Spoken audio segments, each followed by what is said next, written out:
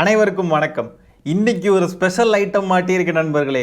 இன்னைக்கு ஒரு புடி என்ன ஆயிடுச்சு அப்படின்னா, தாவேகாவுடைய செய்தி தொடர்பாளராக இருந்த ஜெகதீஸ்வரன் அப்படின்றவர் பார்த்தீங்கன்னா, உங்களை நிறைய பேருக்கு தெரிஞ்சிருக்கும். அவர் தாவேகா மேலேயும் விஜய் அவர்கள் மேலேயும் பல குற்றச்சாட்டுகளை முன் வச்சிருக்காப்புல. அதில் ஒரு சாம்பிளை இப்போ லைட்டாக பார்த்துருவோம் வாங்க. வரைக்கும் நான் விஜய் அவர்களை பார்த்ததே கிடையாது. இந்த கடந்த ஒரு வருடமாக இந்த கட்சியில் பயணித்த நான் விஜய் அவர்களை பார்க்கக்கூடிய சந்தர்ப்பம் எனக்கு கொடுக்கப்படவே இல்லை. அடடடடடா, ஆரம்பமே அமர்க்கலமாக இருக்கே.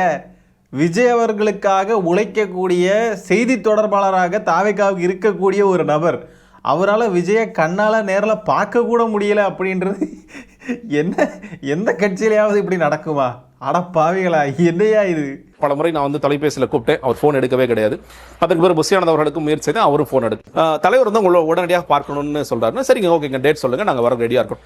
அந்த வாரம் போச்சு, அதுக்கு அடுத்த வாரம் போச்சு, அடுத்த வாரம் போச்சு, 3-4 வாரம் போயிட்டே இருந்தது. அதுக்கப்புறம் சொன்னது இல்லைங்க, புஷியானந்த் அதை தடுத்துக்கிட்டே இருக்காரு, அது அவர் எப்பொழுதுமே உங்களை பார்க்கக்கூடாது அப்படின்னு அவர் நினைக்கிறாரு அப்படின்னு நான் சொல்றேன். நான் இன்னும் பல விஷயங்கள் பேச வேண்டியது இருக்கு, நீ கேட்குற அளவு சுருக்கமாக தான் சொல்றேன். ஒரு நடிகை வர்றாங்க, அவங்களெல்லாம் விஜய் அவர்களுக்கு பார்ப்பதற்கு நேரம் இருக்கிறது, அந்த கட்சிக்காக பேசிக்கிட்டு இருக்க செய்தி தொடர்பாளர் கூட பார்க்க முடியாதா?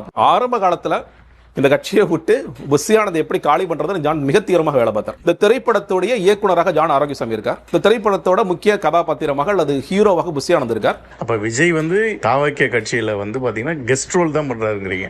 சில நேரங்கள் அப்படிதான் நமக்கு தோணுது. அரசியல் எனக்கு வேறொரு தொழிலும் அல்ல, பார்ட் டைம் பாலிட்டிஷியனாவும் இல்ல, முழு நேர அரசியல்வாதியாக என் முன்னோர்களிலிருந்து பாடங்களை எடுத்துக்கொண்டு நான் வருகிறேன்னு சொல்லி சொன்னார். அப்படி சொன்ன விஜய் அவர்கள் அந்த வார்த்தைகளுக்கு உண்மையாக இருக்கிறாரா என்று கேட்டால் என்னை பொறுத்த வரைக்கும் இல்லை. தாவேகாவை நாராக கிளின்னு கிழிச்சு எடுத்துட்டார் மக்களே. எவ்வளோ விஷயங்கள் சொல்லியிருக்காரு தெரியுமா? இதை விட ஃபுல் இன்டர்வியூவில் இன்னும் பல விஷயங்கள் சொல்லியிருக்காப்புல மனுஷன். தாவேகாவில் விஜயே ஒரு டம்மி பேசுதான். மொத்த கட்சியுமே புஷியானந்தும் ஜான் ஆரோக்கியசாமியும் தான் நடத்திக்கிட்டு இருக்காங்க, அவங்க தான் இயக்குறாங்க அப்படின்னு சொல்கிறாப்புல. நம்மளும் இதை தான் முன்னாடியே சொல்லிக்கிட்டு இருக்கோம். விஜய் அவர்கள் போடுறது அந்த அறிக்கை அதெல்லாம் அவருடையதே கிடையாது. யாரோ டைப் பண்ணி கொடுக்கறது, அதை அப்படியே காப்பி பேஸ்ட்டு, இல்லை அதையும் அவங்களே போட்டுருவாங்களா என்னன்றது அதுவும் தெரியல. அப்படியே தான் இருக்கும். அவருக்கு சுத்தமாக எதுவுமே கிடையாது. இங்கே ஏதாவது ஒரு கேள்வியை கேட்டால் ஒன்றுமே சொல்ல தெரியாது. சமீபத்தில் இந்த காவலர்களெல்லாம் அடித்து கொல்லப்பட்ட அஜித்குமார் அவருடைய வீட்டுக்கு போய் ஆறுதல் தெரிவிக்க போயிருந்தார் இல்லையா விஜய் அவர்கள்? அதை இப்போ சமீபத்தில் ஒரு மேடையில் பேசுகிறப்போ அதையும் பேப்பரை பார்த்து தான் படிக்கிறார். அஜித் அவர்களுடைய வீட்டுக்கு நான் சென்றேன், ஆறுதல் கூறினேன் அப்படின்னு அதையும் பேப்பரை பார்த்து படிக்கிறார். ஏன் அது கூட மைண்டில் நிற்காதா? அதை கூட ஓப்பனாக சொல்ல முடியாதா? நான் போனேன், ஆறுதல் தெரிவித்தேன் அப்படின்ட்டு எதுவுமே அதெல்லாம் நேரில் அப்படியே சொல்கிறதுக்கு வரல பாருங்களேன். அதை கூட பேப்பரை பார்த்து தான் படிக்கிறார். அப்படின்னா எல்லாமே அங்கே ஸ்கிரிப்டடாக தான் இருக்குது. அதே மாதிரி ஷூட்டிங் முடிஞ்சு இத்தனை மாதம் ஆச்சு. ஷூட்டிங் முடிஞ்சதுக்கப்புறம் நான் அப்படியே முழு நேரம் அரசியலில் குதிக்க போகிறேன்னு வந்தார். நான் பார்ட் டைம் பொலிட்டீஷியனெல்லாம் இருக்க மாட்டேன், ஃபுல் டைம் பொலிட்டீஷியனாக இருப்பேன். நான் அரசியல் எனக்கு வேற தொழில் கிடையாது, அதுதான் என்னுடைய முழு நேர தொழில் அப்படின்லாம் சொன்னார். ஆனால் ஷூட்டிங் முடிஞ்சு இத்தனை மாதமாகி எங்கேயுமே பார்க்க முடியலையே அவரை அப்படின்னு சொல்லிட்டு குற்றச்சாட்டு தெரிவிக்கிறார். அதே தான் நாங்களும் கேட்குறோம். எங்கேயாவது மேடை போட்டு ஏதாவது பேசினா கொண்டாதானே எங்களுக்கும் கண்டென்ட் கிடைக்கும், நல்லா இருக்கும் இல்லையா? அது ட்ரோல் பண்ணுறதுக்கு நல்லா இருக்கும் இல்லையா, வசதியாக இருக்கும் இல்லையா? எதுவுமே பண்ண மாட்டேங்கிறாரு, வீட்டுக்குள்ளே இருக்காரு. ஏதோ சொன்னாங்க, ஏதோ வரப்போகிறாரு, வெளியில் ஏதோ பேச போகிறாரு, இனிமேல் தான் மொத்தமாக எல்லாமே அப்படியே தெரியும், ஆட்டங்க ஆட போகுதுன்னு சொல்லிட்டு இருந்தானுங்க. எங்கேயுமே காணுமே, அவரை பார்க்கவே முடியலையே. அதே மாதிரி நடிகையை பார்க்கறதுக்கு நேரம் இருக்குது, ஆனால் கட்சியுடைய செய்தி தொடர்பாளரை பார்க்கறதுக்கு நேரம் இல்லையேன்னு சொல்லி அவர் பேசுகிற அந்த ஆதங்கம் புரியுது. இப்படி ஒரு மட்டமான கட்சியில் பயணிக்கிறீங்க அப்படின்றத நினச்சி பார்க்குறப்போ ரொம்ப வேதனையாக இருக்குது. அதே மாதிரி இன்னொரு குற்றச்சாட்டும் இவர் வச்சுருக்காரு. என்ன அப்படின்னு நீங்கள் பார்த்தீங்கன்னா, இந்த கட்சியில் போஸ்டிங்க்கு 5 லட்சம் கேட்குறாங்க, 10 லட்சம் கேட்குறாங்க அப்படின்லாம் சமீபத்தில் செய்திகள்லாம் வந்துச்சு இல்லையா? அதெல்லாம் உண்மைதான் அப்படின்னு சொல்லி இப்போ உறுதிப்படுத்தியிருக்காரு ஜெகதீஸ்வரன் அவர்கள். ஸோ வழக்கம் போல் அணில்கள் இவரையும் அப்யூஸ் பண்ண ஆரம்பிச்சிட்டானுங்க. அப்யூஸை தவிர எதுவுமே தெரில. நம்ம அரசியல்னு சொன்னால் அவனுங்க அப்யூஸ்ன்றானுங்க. அவனுங்களுக்கு அரசியல் தெரில, அப்யூஸ் மட்டும்தான் முழுக்க தெரியுது. ஸோ இவரை பார்த்தும் இவர் திமுக அனுப்பி வச்ச ஆள், இவர் ஸ்லீப்பர் செல்லு அப்படின்னு மென்டல் மாதிரி அழுதுட்டு இருக்கானுங்க. வைஷ்ணவி தங்கச்சி என்னெல்லாம் சொன்னானுங்களோ அதே தான் இவரை பார்த்து சொல்கிறானுங்க. ஏன்டா கிறுக்கணுங்களே, உங்களை விமர்சனம் பண்ணிட்டாலே உடனே அவர் திமுககாரரா, திமுகலேருந்து வந்துட்டாங்கன்னு அர்த்தமா? உங்கள் கட்சிக்காக தான்டா செய்தி தொடர்பாளராக இருந்து பேசியிருக்காரு. எல்லாருமே உங்களுக்கு அப்படியே திமுக அனுப்பி வச்சாலும்னா அப்போ உங்கள் கட்சியை பிடிக்கலன்னு சொல்லி விமர்சனம் பண்ணக்கூடிய அத்தனை பேருமே திமுககாரங்களா? உங்கள் கட்சிக்குள்ளேயே பல பேர் இருக்காங்க உங்கள் விஜய் அவர்கள் பண்ணுறது பிடிக்காம, அப்போ அத்தனை பேருமே திமுக அனுப்பி வச்சாலா? என்னடா பேசுறீங்க? அது மட்டும் இல்லாமல் திமுகவால் களமிறக்கப்பட்ட ஆம்பளை வைஷ்ணவியா இவர். ஏன்டா நீங்கள் அவ்வளோ ஒர்த்துன்னு நினச்சிக்கிட்டு இருக்கீங்களா? உங்கள் கட்சிக்குள்ளே அப்படி ஸ்லீப்பர் செல்ஸ் அனுப்பி உங்கள் கட்சியை தப்பாக பிராண்ட் பண்ணி அப்படியெல்லாம் பண்ணுறதுக்கு நீங்கள் முதல்ல ஒர்த்தே கிடையாது. நீங்கள் பேச பேச நீங்களே ஆட்டோமேட்டிக்காக அழிஞ்சு போயிடுவீங்க. ஏன்னா நீங்கள் நடந்துக்கிற விதமும் உங்களுடைய நாகரிகமும் நீங்கள் என்னெல்லாம் பண்ணுறீங்கன்றதை மக்கள் பார்க்கவே உங்கள் கட்சி தானாகவே அழிஞ்சு போயிடும். இதுக்கெல்லாம் தனியாக ஸ்லீப்பர் செல் அனுப்பி அப்படியே வந்து உங்கள் கட்சிக்குள்ளே இருக்கிற மாதிரியே நடிக்க வச்சு அவங்க அதுக்கப்புறம் வெளியே வந்து இந்த சீன்லாம் முதல்ல அந்தளவுக்கு நீங்கள் ஒர்த்தே கிடையாதுன்றோம். அடுத்துதான் நம்ம பார்க்க போகிற காணொளி என்ன அப்படின்னா, சமீபத்தில் நம்ம முதலமைச்சர் அவர்கள் பார்த்தீங்கன்னா ஜமால் முகமது கல்லூரிக்கு வந்து போயிருக்காருங்க. முதலமைச்சர் போன இடத்துல அங்கே இந்த ரசிக குஞ்சுகள் உட்கார்ந்துருந்து டிவிக்கேன்னு கிறுக்குத்தனமாக கத்திருக்கானுங்க. அந்த காணொலி லைட்டா பாருங்க. இதுக்கு நடுவுல நம்ம பசங்க உள்ள பூந்து அங்க ஒரு சம்பவம் ஒண்ணு பண்ணிட்டு டக்குனு வெளியே வந்துடுறது. யார் சார் நீங்களா? எங்க சார் இருக்கிறீங்க?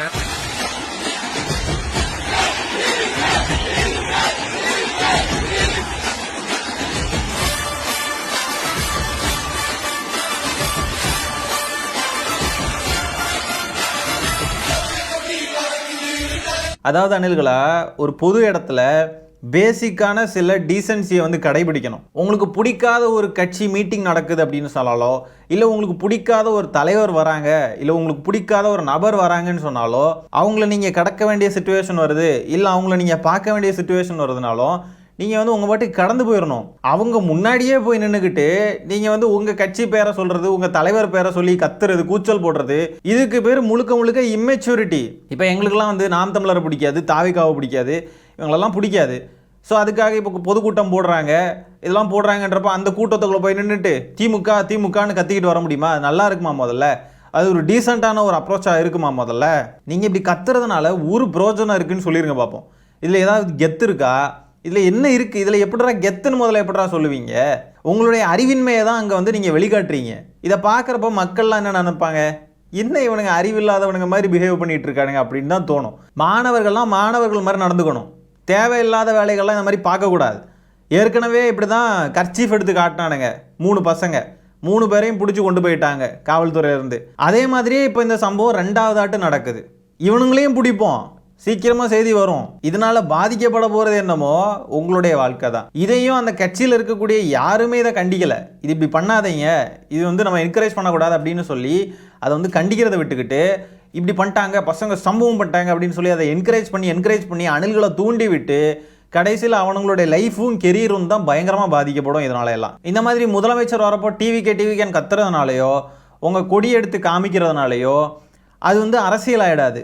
அது வந்து அரசியல் ரீதியாக நீங்கள் ஏதோ அரசியலில் பண்ணிக்கிட்டு இருக்கீங்க அப்படின்ற மாதிரிலாம் கிடையாது. நீங்கள் பொதுக்கூட்டம் போட்டு பேசுங்க, யூடியூப் சேனல் ஓப்பன் பண்ணி பேசுங்க, இல்லை சமூக வலைத்தளங்களில் உங்களுடைய கருத்துக்களை பகிருங்க, கட்சிக்காக போய் பணி செய்யுங்க, மக்களுக்காக போய் நெல்லுங்க, மக்களை போய் சந்திங்க. அதுதான் கட்சிக்காக நீங்கள் செய்யக்கூடிய அரசியல். அதை விட்டுக்கிட்டு இந்த மாதிரி முதலமைச்சர் வரப்போ டிவிக்கேன்னு கத்துறதுனால அதுக்கு பேர் அரசியல் ஆகிடாது. அதுக்கு பேர் கோமாளித்தனம், முட்டாள்தனம், தற்குறித்தனம். அத்தனை தற்குறித்தனத்தையும் பண்ணிக்கிட்டு இதுதான் அரசியல் அப்படின்றானுங்க. அபியூஸ் பண்ணுறது அரசியல்ன்றானுங்க. முதலமைச்சர் வரப்போ டிவிக்கேன்னு கத்துறது அரசியல்ன்றானுங்க. ஆக்சுவலாக எது அரசியலோ அதை பண்ண மாட்டேங்கிறானுங்க, அதை பண்ண தவறுறானுங்க. 2026 இதை சிஎம் வேறு ஆக போகிறானுங்களாம். இப்படி அபியூஸ் பண்ணிக்கிட்டு முட்டாள்தனமாக நடந்துக்கிட்டு இருந்துக்கிட்டு. இங்கே பாருங்கங்க, இது ஏதோ தாவேக்காவுக்கான ஆஃபீஸா, ஐடி விங்கான ஆஃபீஸ் போல் இருக்குது. மேலே பாருங்கள், time left to make history, days 296 hour 22 59 16 seconds. அடப்பாங்களா, என்னடா இது? நீங்கள் நம்பிக்கிட்டு இருக்கீங்களா இத்தனை நாளில் நீங்கள் வந்து சிஎம் ஆயிடுவீங்கன்னு? என்னதாண்டா அப்படி பண்ணிட்டீங்க? நீங்கள் எல்லாரையும் அபியூஸ் பண்ணுறதை தவிர்த்து நீங்கள் என்ன அரசியல் பேசிட்டீங்க, என்ன பண்ணிட்டீங்க? எப்படி நீங்கள் ஜெயிச்சிருவீங்கன்னு நீங்கள் நினைக்கிறீங்க? என்ன கணக்கில் இருக்கீங்க? எங்களுக்கு புரியல. அரசியல் ரீதியாகவும் நீங்கள் தனிச்சு விடப்பட்டுட்டீங்க ஏற்கனவே. அப்படியே நாம் தமிழர் கட்சிக்கு என்ன கதியோ அதே கதி தான் உங்களோடதுமே. நீங்கள் வந்து எந்த கூட்டணிக்குள்ளேயும் போய் சேரவும் முடியாது, உங்களால் கூட்டணியும் உருவாக்க முடியாது, தனிச்சு நிற்க போகிறீங்க.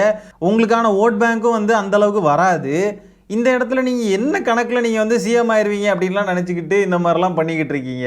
சரி மக்களே, இந்த காணொலியை நான் இதோட என் பண்ணிக்கிறேன். இந்த வீடியோவில் நம்ம பேசுகிற விஷயங்களை பற்றி உங்களுடைய கருத்துக்கள் என்னன்றதை கமெண்ட்டில் பதிவு பண்ணுங்க.